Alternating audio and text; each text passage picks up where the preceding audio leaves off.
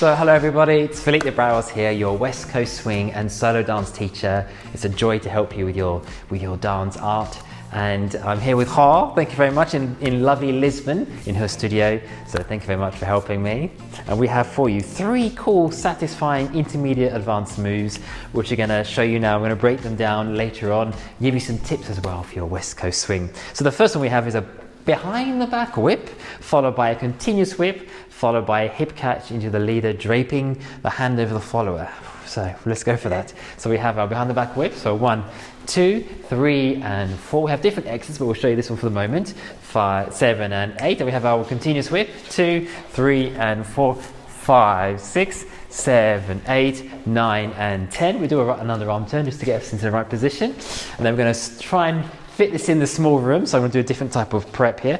3, and 4, and 5, 6, and I'm going to add some acceleration as I slide out. And then to get out of this, we can do many things. I'm going to come out this way like that. So breaking down these moves, we have our behind the back whip. And so for the leaders, I'm actually, it starts like a normal whip where I start the direction first and then add the J lead. As I do that, I'm going to reach out my hand and connect to the follower, and gradually you make that into the thumb pointing downwards, and the follower's going to slide down. It's going to make normal, natural hand connection.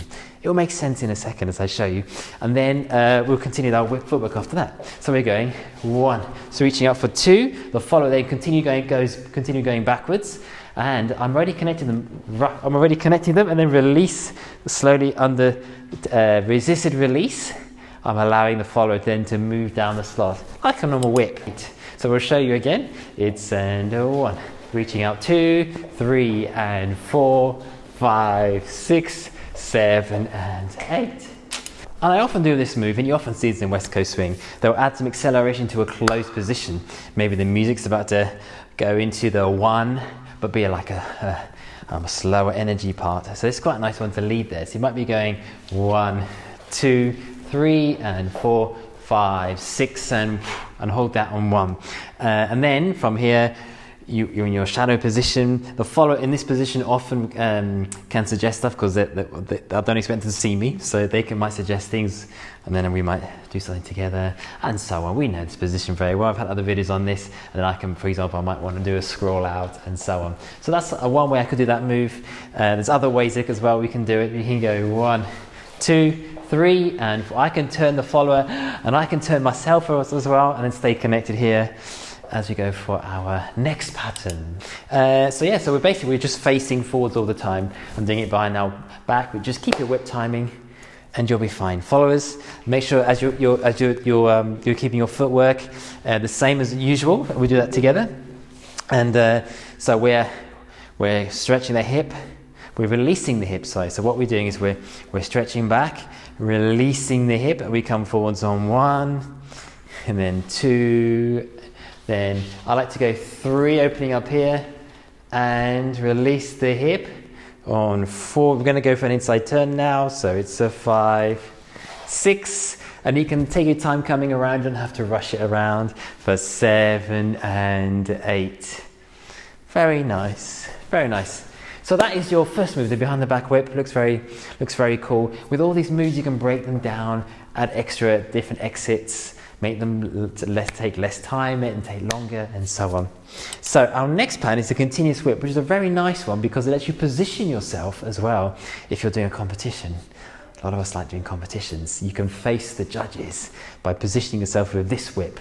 So it starts like a normal whip, and 1, 2, 3, and 4. But now things start to change. I'm going to go and 5. Of course, in front, I'm going to do a and 6. I go on forever, and 7 and 8. From here now, if I want to, I can scroll backwards 9, 10, for example. But there's other exits as well. And that lets me position myself to face the judges. So imagine we're doing our whip, 1, in the competition. Now I'm facing this way. I want to face, where do I want to go? I'm setting myself for the 1 of the music. I'm going to hit the 1 here because you were there to see us. So make sure here that we have the followers connecting onto the back. I can also give a bit of connection here. So by posting my follower with this hand here, keeping the center counterpoint, the away energy from this hand, but pulling from the back muscle here as opposed to just from the bicep. And also this hand here, I feel the follower against the hand here. So it's really nice, we're connecting both ways. And then from here, because I'm posting, I keep the sensation as under resisted release, I release myself away from my follower. That's one exit. Let's try another exit. Let's make one up on the spot. So 1, 2, 3, and 4, 5, 6, 7, 8, 9, and 10, and 1. So nice, that just came now on the spot. Fantastic. So that's our continuous whip. Adds a nice rotational energy. Lots of people do whips and just stay on 8 counts all the time. But you can make this whip 8, 10, 12, 14, maybe 16 is getting too long now. When you do that whip. So that's a continuous whip. Now the last one is our rolling roll out to a hip catch. We'll start it from this side. Yes. So for this one, we spoke about this in other videos. You can do a long prep, but we go backwards on 1 and 2.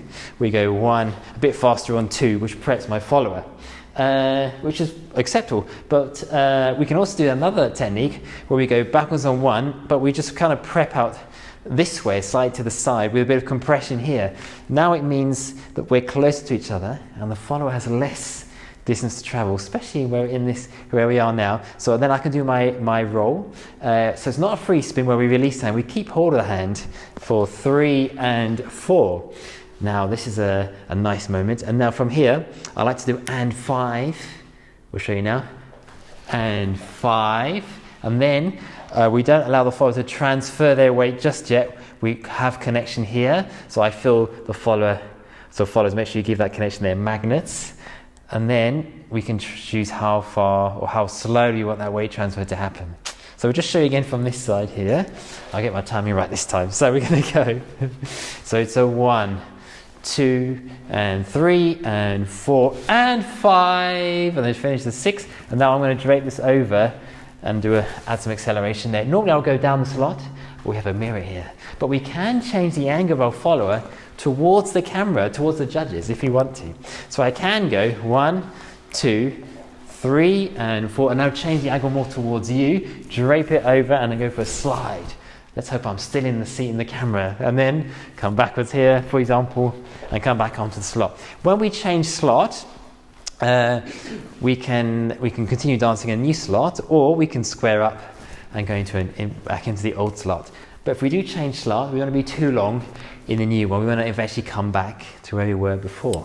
A bonus move is that you can also, there's so many exits from this. We can do a hip catch again. 1, 2, 3, and 4, and 5, 6. I can bring this over into the same position, keeping my left hand down here to block my partner. They just spin them around there. And we're now in this position, the same one.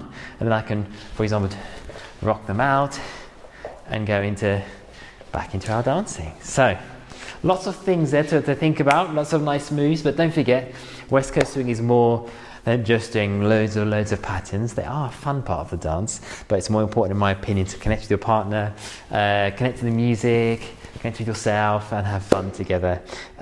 So let me know which one you found most useful, that move, or any other tips I gave, which ones you found useful. And if you're interested, I give private lessons online so I can coach you to help you move forward in your craft of dance. And also I do video analysis as well, so you can watch your videos, whether it's your practice videos or competition videos. We'll walk through them together. I'll give you lots of coaching tips and so on to help you move forward. And if you enjoy this video, feel free to give this a like and to click on the subscribe button below, and that will help you to get notified when videos are available. And don't forget to enjoy your dancing and to be yourself on the dance floor.